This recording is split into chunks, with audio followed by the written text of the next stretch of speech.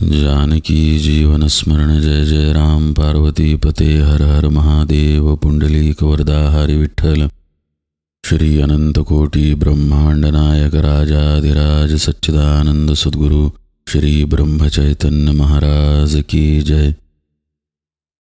आपण श्री महाराजांच्या सेवेमध्ये संत श्री निवृत्तीनाथांनी रचलेला हरिपाठ बघत आहे। आज आपण 14वा अभंग पाहूया। या 14व्या अभंगामध्ये निवृत्तीनाथ महाराज म्हणतात, लटिका संसार वाढविसी व्यर्थ विषयाचा स्वार्थ झणे करी, नको शिणो दुःखे का भरिसी शोके, एक तत्वे एके मन लावी, लावी उन्मनी टाळी टाळीसी नेई बाळी, अखंड वनमाळी हृदय घटी, निवृत्ती चपळ राहिला अचळ, नाही काळ वेळ भजता हरी। आपल्यासारख्या भवरोगी जीवांची जी अवस्था आहे ती बघून संतांना दया येते। आपली जी भरड चाललेली आहे या संसारामध्ये ते बघून त्यांना करुणा येते। आपण वारंवार सुख दुःख भोगत राहतो आणि यामध्ये अक्षरशः आपल्याला क्षीण होतो। हा क्षीण त्यांना बघवत नाही, म्हणून कधीकधी ते कळवळ्यानं आपल्याला उपदेश करतात। असाच हा अभंग आहे। निवृत्तीनाथ महाराज अत्यंत कळवळा येऊन आपल्याला या अभंगातून उपदेश करतायत। ते म्हणतात की कुठल्याही प्रकारे तू स्वतःला शिणवून घेऊ नको। सुखदुःखांमध्ये या संसारामध्ये विषयांमध्ये अडकू नको। इथं अडचण अशी आहे की संत महात्मे खूप उंचीवरून उपदेश करत असतात आणि आपल्याला याची जाणीवच नसते की आपण कशामध्ये अडकलेलो आहे किंवा आपल्या या अडकण्यामुळं आपलं अनहित होणार आहे। आपलं अडकलेलं आपल्याला गोड वाटतं, ही आपली मुख्य अडचण आहे। संत सद्गुरूंपाशी गेल्यानंतर कळतं की आपण खरं पाहता जे विषयात अडकलेलो आहोत किंवा जे सुख मानत आहोत त्यात आपल्या नरजन्माचं सार्थक नाही। नरजन्मामध्ये ही क्षमता आहे की तो या विषय सुखांच्या पलीकडचं चिरकाल टिकणारं असं आत्मसुख मिळवू शकेल। पण जोपर्यंत ते आपल्याला विवेकानं पटत नाही तोपर्यंत आपला संसार, आपली प्रपंचातली गुंतवणूक, त्यातून मिळणारी सुखदुःख यामध्ये आपल्या जीवाला क्षीण आहे ही गोष्ट आपल्याला तितकीशी समजत नाही। निवृत्तीनाथ महाराज अभंगाच्या पहिल्या ओळीमध्ये सांगतायत, लटिका संसार वाढविसी व्यर्थ विषयाचा स्वार्थ झणे करी। विषयाचा स्वार्थ तू ताबडतोब टाकून दे असं तर ते सांगत आहेतच, पण त्याआधी ते काय सांगतायत ते महत्त्वाचं आहे। ते म्हणतायत की हा संसार तू स्वतःच्या हातानं वाढवतोस। कबीरांची एक गोष्ट पूर्वी पण एकदा आली आहे पहा, की ते एकदा पळत सुटले आणि त्यांनी एका काटेरी झाडाला मिठी मारली। अंगातून रक्त यायला लागलं। लोक म्हणायला लागले, कबीर साहेब अहो झाडाला सोडा, अंगातून रक्त येतंय। तर कबीर साहेब ओरडायला लागले, झाडानं मला धरलंय, झाडानं मला धरलंय। लोक म्हणाले, अहो झाडानं तुम्हाला नाही, तुम्ही झाडाला धरलंय। मग कबीर साहेब जमलेल्या लोकांना म्हणाले, अहो हेच मी तुम्हाला सांगतोय की प्रपंचानं तुम्हाला धरलेलं नाही, तुम्ही प्रपंचाला धरलेलं आहे। ज्ञानेश्वर महाराज एका अभंगामध्ये म्हणतात, आपुली आपण करा सोडवण, संसार बंधन तोडा वेगी। याचा अर्थ काय? याचा अर्थ हाच की आपण जाणून बुजून स्वतःहून या संसारामध्ये गुंतलेलो आहोत, पण हे आपल्याला आपण वेगळेपणानं बघितल्याशिवाय कळतही नाही। आपल्याला असं वाटतं सगळं नैसर्गिकरित्या तर चाललंय, माझी मी कुठे गुंतवणूक करून घेतली संसारात। पण असं असत नाही। साधनेमध्ये साधक जेव्हा स्वतःकडेच वेगळेपणानं बघायला लागतो तसं त्याला त्याच्यातले दोष दिसायला लागतात।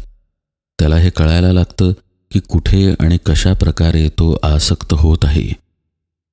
जोपर्यंत हा स्वतःकडे वेगळेपणानं बघत नसतो तोपर्यंत त्याला हे समजतच नाही। साधनेच्या योगाने साधकामध्ये ही क्षमता येते की आपल्याकडे वेगळेपणानं आपणच पाहणं। लहान मुले भातुकलीचा खेळ जेव्हा खेळतात तेव्हा ते त्यामध्ये आसक्त होऊनच खेळतात. त्या लहान लेकरासाठी भातुकलीमधला सगळा संसार अगदी खरा असतो. त्यातलं काही घेतलं कुणी की भांडाभांड पण होते, रडारड पण होते. त्या भातुकलीला खरा संसार मानून ते खऱ्या अर्थानं त्यात आसक्तच झालेले असतात.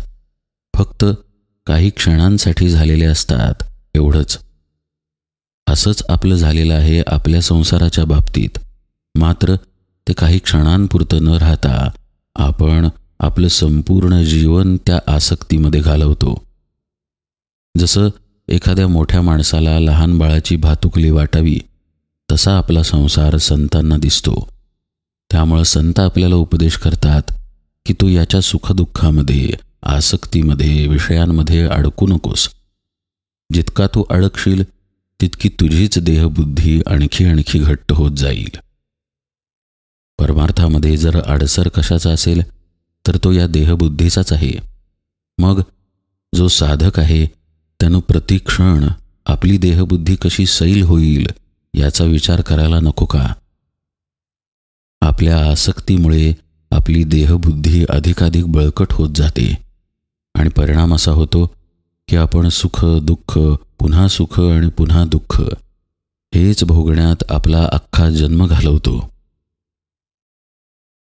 ही आपली जी तडफड आहे ती संतांना बघवत नाही, म्हणून संत उपदेश करतात. निवृत्तीनाथ महाराजही आपल्याला इथे हेच सांगत आहेत की विषयाचा स्वार्थ जाणे करी. तुझा विषयांकडे असलेला स्वार्थ ताबडतोब टाकून दे, पण त्याआधी लटिका संसार वाढविसी व्यर्थ हा जो तुझा तू वाढवलेला आहेस तो संसार तुझा तूच कमी कर. आता संसार कमी करायचा म्हणजे काय? घर सोडायचं का घरातलं सामान कमी करायचं? तर संसार म्हणजे काय याच्याकडेही आपण नीटपणे बघूया. निवृत्तीनाथ महाराज म्हणतायत की या संसाराचा पसारा तू वाढवलेला आहेस, अर्थातच तुझा तुलाच तो कमी करायचा आहे. तर पहिल्यांदा आपण बाह्य संसार बघूया, म्हणजे आपलं घरदार, आपला प्रपंच, बायका, मुलं, व्यवहारातील गोष्टी इत्यादी. त्या कमी करायच्या याचा अर्थ त्यामध्ये आसक्ती न ठेवता कर्तव्यबुद्धीने त्या करायच्या.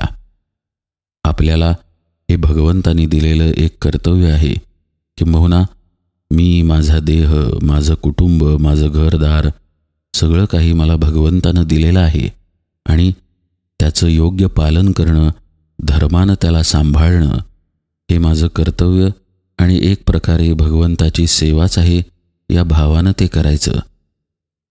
असं केल्यानं हळूहळू त्यातील आसक्ती कमी होते.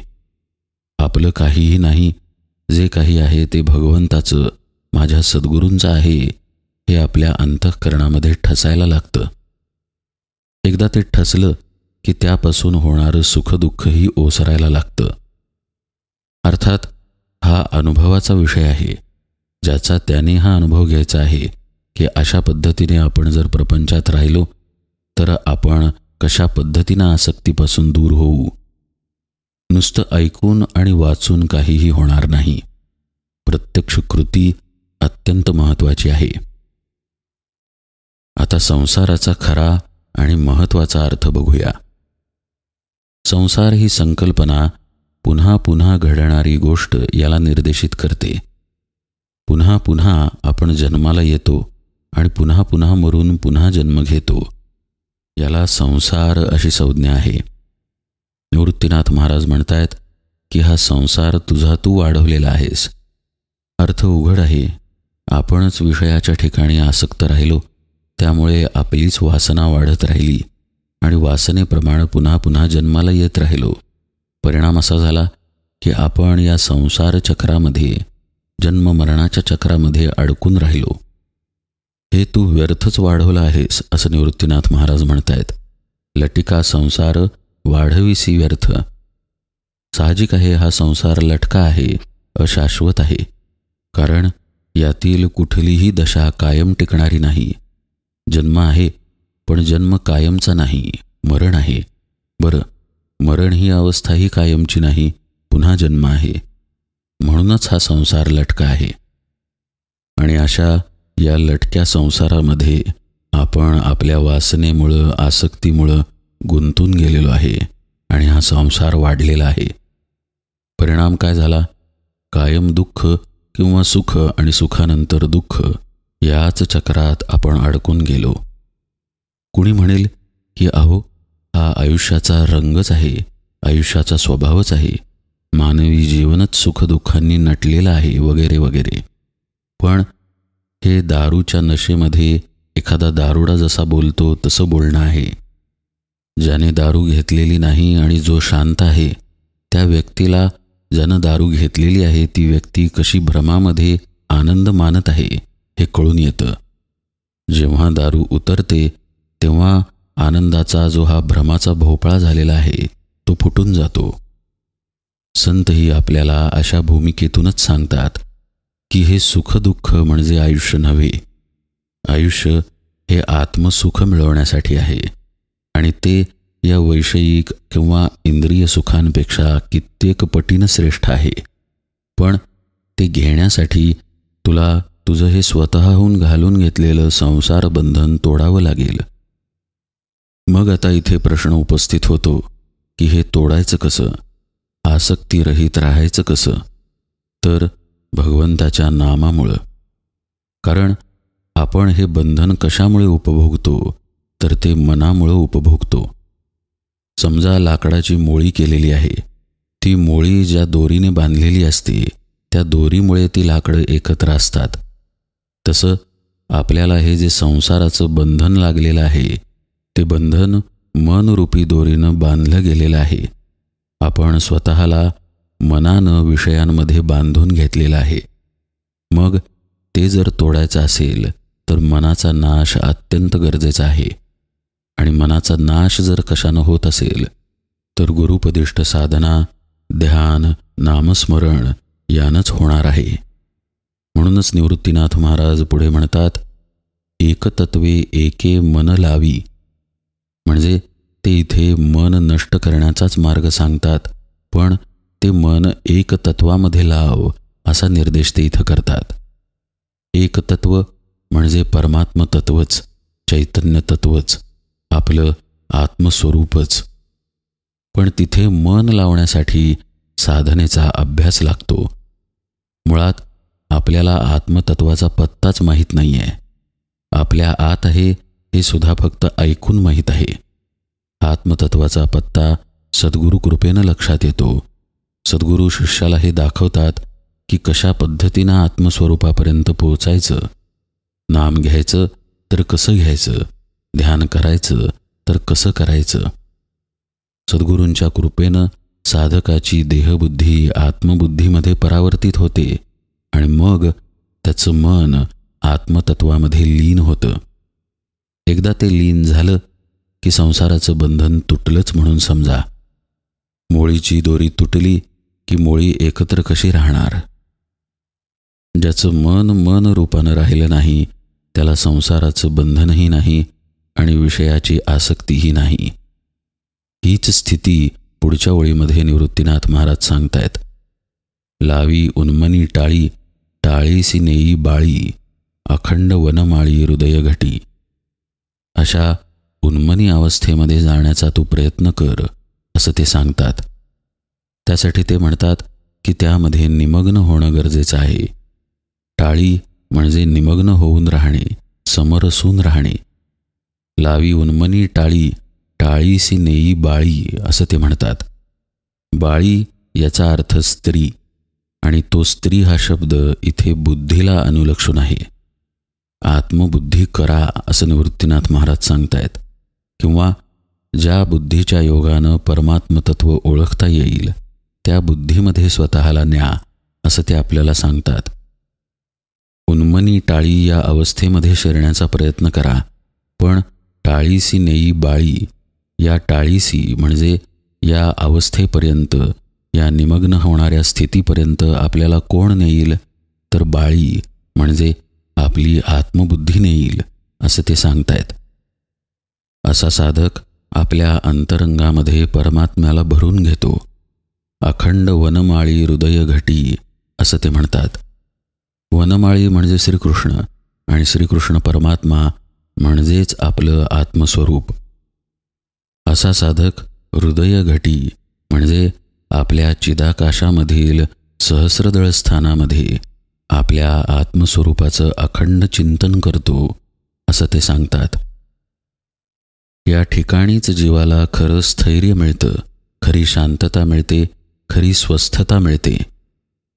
निवृत्ती चपळ राहिला अचळ, असं ते शेवटी म्हणतात. निवृत्ती चपळ म्हणजे मीपणानं जो काही साधक असतो किंवा साधकाचा जो मीपणा असतो तो कायम चंचळच असतो. अचळ एक परमात्माच आहे. हा मीपणा जेव्हा साधनेच्या योगाने परमात्मतत्वामध्ये लीन होतो तेव्हा मात्र तो चपळपणा टाकतो आणि काय होतो तर अचळ होतो.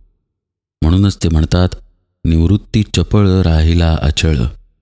असलेला चपळपणा टाकून साधकाचं मन, साधकाची स्थिती अचळ अवस्थेला पोचते. आणि अचळ म्हणजे ज्याला चळण नाही अशी अवस्था म्हणजेच आत्मस्वरूपाची अवस्था. अशा अवस्थेपर्यंत पोचण्यासाठी जे साधन केलं जातं ते भगवंताच्या नामाचं असल्यामुळं त्याला काळ आणि वेळेचं बंधन असत नाही. आणि म्हणूनच ते शेवटी म्हणतात, नाही काळ वेळ भजता हरी. भगवंताचं नाम हे भगवंताला चिकटून आहे. काळ आणि वेळेची बाधा मात्र देहबुद्धीला आहे, मीपणाला आहे. जर देहबुद्धी नसेल तर काळ आणि वेळ या दोन्हीची बाधा तिथे साधकाला नाही. त्यामुळं जो चपळपणा टाकून अचळ अवस्थेमध्ये गेला तो अर्थातच देहबुद्धीच्या पलीकडे गेला आणि त्यामुळंच त्याला काळ वेळ हे काहीही उरलं नाही. नाही काळ वेळ भजता हरी. असा हा निवृत्तीनाथांच्या हरिपाठातील 14वा अभंग आहे. इथे आज निरूपण सेवेला विराम देतो. जानकी जीवन स्मरण जय जय राम.